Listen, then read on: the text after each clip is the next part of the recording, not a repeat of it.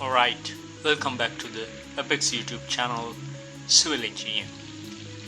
Here in the previous video we discussed about trusses. Now today we're going to discuss about the arches.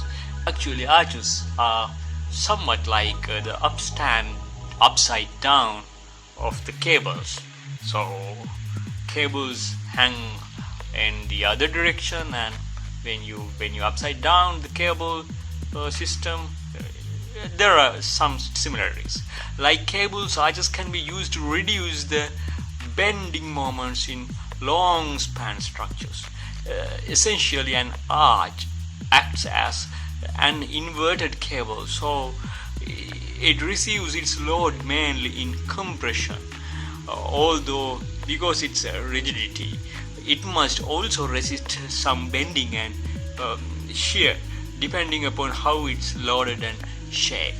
Or in particular, if the arch has a parabolic shape and it is subjected to a uniformly horizontally distributed vertical load, then from the analysis of the cable, it follows that only compressive forces will be resisted by the arch. So this is an example. Here you can clearly see the example 1. You can see an arch here. A and point B is there, H is the height, and it sags like this, and it has a UDL, uniformly distributed load. In particular one single point we consider the tension as T1, and when we consider similar arch, here you have a pin joint and again another pin joint. So these joints can't be moved in horizontal direction. Vertical direction is surely you can't move. And this is the arch, the same shape, upside down, and this is the same point here in the arch. In the same point we have a compression. In cable it's a tension. In the arch it's a compression. So we can further discuss about these arches. When we consider a cable here like this type of cable, you have tension process when loaded in 2 points. We discussed about this type of cables in our previous video. So we said that the funicular shape, this is upside down when you come to the arch like this, an arch, two simply supported points. So in arches, in same as in cables, we have compression in these arches. So here bending moment is 0, shear force is 0, so only you have compression when subjected to two loads. So if the loads interchange, what will happen? So previously we had W1 and W2 here, but when you interchange W2 and W1, again you have compression. You can consider the shear force and moment. When we consider a typical arch, it's something like this.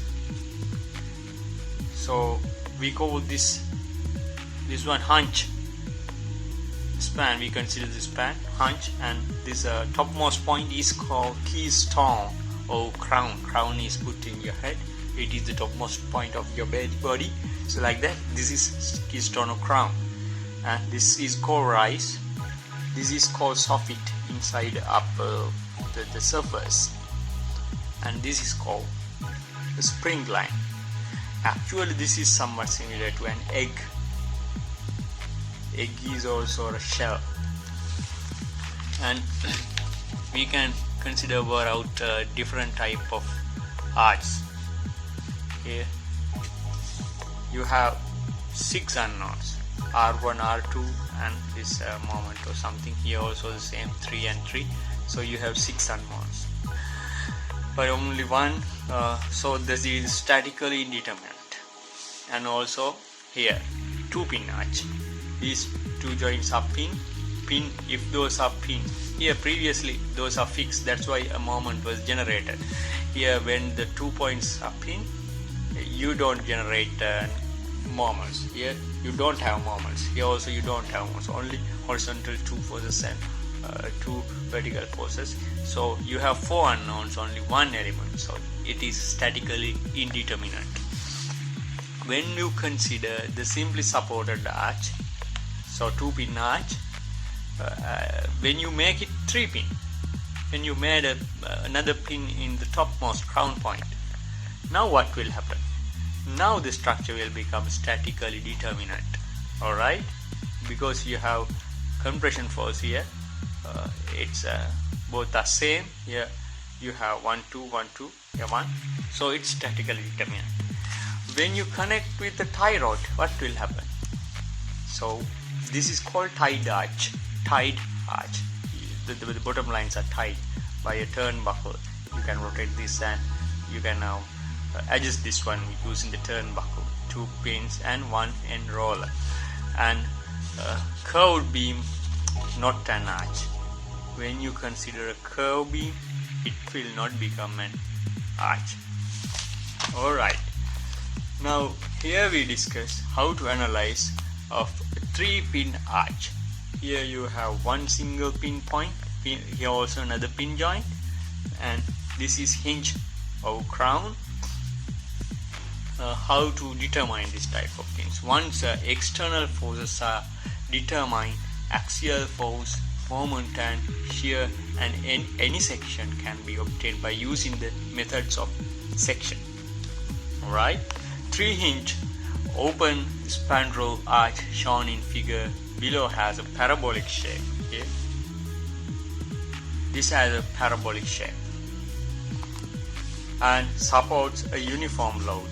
Alright, 50 uniform load. And now as an example you can do this, show that the parabolic arch is subjected only to axial compression and at an indeterminate point D along its axis. Alright, this is what you need to work out. Please work out this example and see whether you are correct. So that's all about arches. You can join with us in another video in near future. Until then, subscribe us and hang with us. Thank you. Good luck.